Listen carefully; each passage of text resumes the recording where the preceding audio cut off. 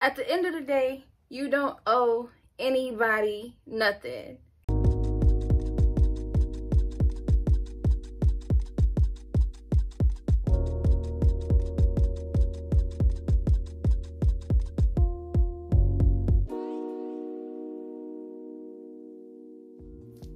Hi everybody, it's Marche and I am back with Shay Say. I turned 28 yesterday on August 21st.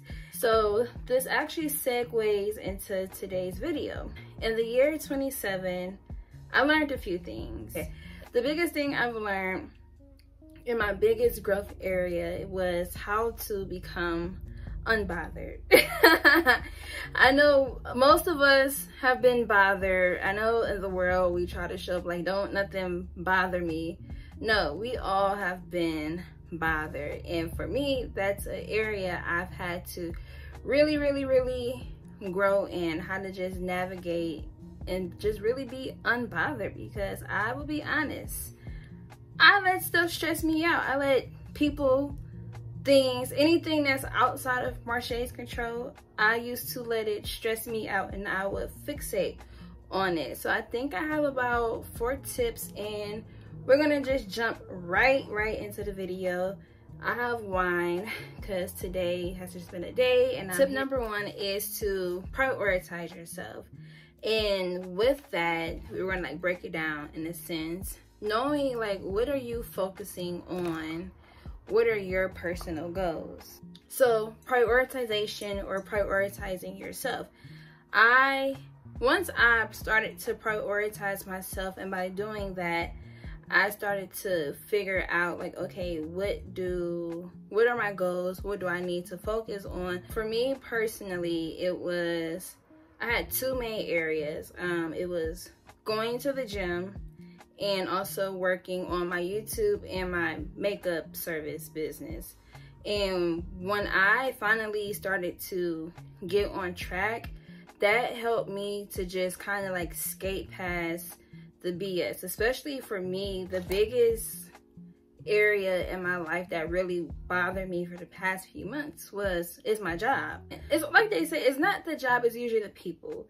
So I get along pretty well with everybody. That's just my personality, but it's the drama in the workplace. And I was allowing that to mentally affect me. I would come home and I was just always, basically every day I was complaining about the same thing. And it was kind of like hindering me from making more money too, because I was just like, you know what, I don't want to spend extra time in a place that's mentally draining. But once I really got on track with getting my priorities together and like, okay, this is what I'm going to focus on. So for me, it was gym and makeup, YouTube, like all of that. It helped me go into work and tune out all the BS that was going on, because also I've had to learn, which is going to segue into the next point, which is people pleasing. I had to get into that mentality of, even though it's cool that people feel like they can come talk to you and share something with you, it can drain the person that they're sharing it with. So I learned that I didn't have to, and I don't have to, nor do you. You don't have to listen to anybody else's negativity. You don't owe people anything. I used to feel like, oh, I would be being rude if I didn't sit here and listen. But there's a way to say things. So I was like, for me personally, in my workspace, there's a lot of gossip going on, and that kept up a lot of drama, because I work in a house with a lot of older women. And if you've been in the work industry, any industry, yeah, you know how that goes. School, you just know how that goes when there's a lot of women in there, and there's no male energy to break that up. But stop people pleasing. And it's easier to say it, because for me, and that would be like another video I do, I struggled with being a people pleaser. I don't think anybody likes to say it out loud, but the first step to anything is saying it out loud. I'm a person where I've learned, and I'm still learning how to be firm in my no, and also understanding that if I just say no, it's a no. I don't have to explain it. Like they say, no is a sentence. But even if you can't start off with just a firm no, if that's not your personality, because sidebar, I'm a firm believer in like not going against who you are naturally. So you can start with a soft no, but even with that soft no, you can still be firm with it. Don't let anybody persuade you into changing your answer, because at the end of the day, now you're going to be angry with yourself, and you're going to be the one that's still holding on to those feelings. And I guess kind of with people pleasing is the same thing as learning how to speak up for yourself, or just speak up in general. Because for me personally, with like everything for me centers around work, but these are like tips you can take into any situation. Unfortunately, you do have to get on people, check people, certain people, you just have to be like that.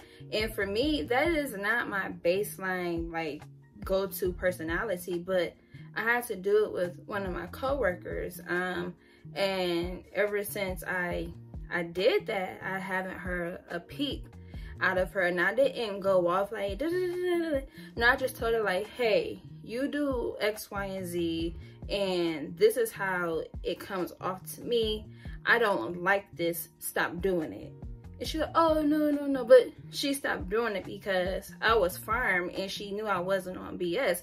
And that also helped me, like, it alleviated an unnecessary stress. Now, if you feel like you're in a situation where the other party might be somebody that will actually like act or engage like to harm you, I would say that's like you have to just handle that differently. But just to keep this video to the point and light, even if that you can't control somebody else's emotions or how they respond, you can only control you. So even if you say no and that person, they're giving you like, I was gonna say mad energy, like I don't even talk mad energy anyways, but like no, but if they really are giving you this huff and puff, at the end of the day, you don't owe anybody nothing.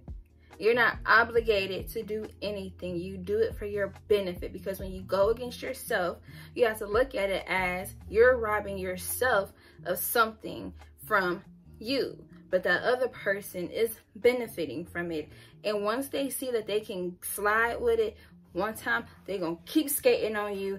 And trust me and believe me, I did that, and I'm like, ain't nobody skating on me no more, and I don't want to see y'all get skated on.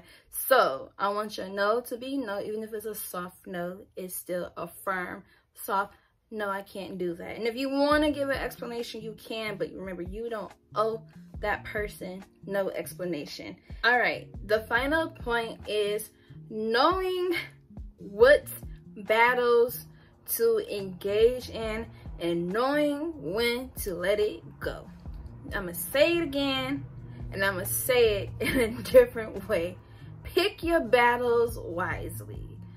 I am still learning this to this day, because when I feel like I can be argumentative, because I got used to living on the defense for so long that I used to tell people, like, I get into the most unnecessary power struggles.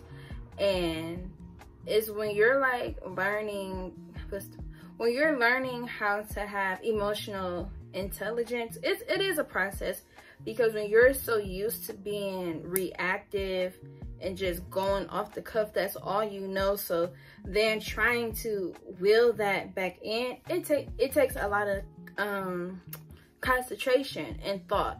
But just pick your battles wisely. Everything does not have to be an argument. You don't have to prove your point. If somebody want to be loud and wrong and you know they're wrong, let that person be loud and wrong. Like if it's something really petty and they're not actually attacking you or your character personally, if it's really something minor, I would say just let it go, because when you engage in that behavior, like, or when you just engage with it, you're exerting a lot of unnecessary energy. We all only have so much energy to give throughout the day, because at the end of the day, we have our own issues in just our life that we're trying to navigate and handle. And also, sometimes the people that are trying to start battles with you, which I had to learn, because you can go through life, like if you're a person that's more like really optimistic, sometimes it's hard for you to see the negative in people, or just even be able to comprehend that people really are just out here miserable. So sometimes the people that are starting the most pettiest argument, they're miserable within themselves, and they also thrive off of drama. So to them, it's entertainment. And if they can get you to get down to their level, you're sitting there mad and irritated while they're just looking at it like they just sitting there twirling their thumbs like they playing a game, and they just played the game on you. And then at the end of the day, when you reflect, you're like, dang, that person, like, they got me. But I don't ever go through life thinking that I'm better than anybody, and I don't think anybody should. But it's just, we all are above certain things. Because a few weeks ago, like, I don't argue with people, but it irritated me. I caught it in the moment, but my coworker and I had gotten into a little argument, and I stopped midway because it was like my brain was just like, this is beneath me. Like, I'm at work. I'm not here to argue with y'all. Y'all are not even my main focus. And it's just about protecting yourself. And it goes back to the whole message of this video, is like going through life unbothered. And it's not detaching from your feelings or like your emotions. It's having a peace of mind, protecting your peace, protecting your energy, protecting your stress levels, managing your stress levels, because as I said before, we all have our own issues personally. We're fighting ourselves daily. And then you have to go out there and fight the world too. And your biggest battle is always with yourself. So I'm gonna end this video by saying, prioritize yourself, stop being a people pleaser, and pick your battles wisely.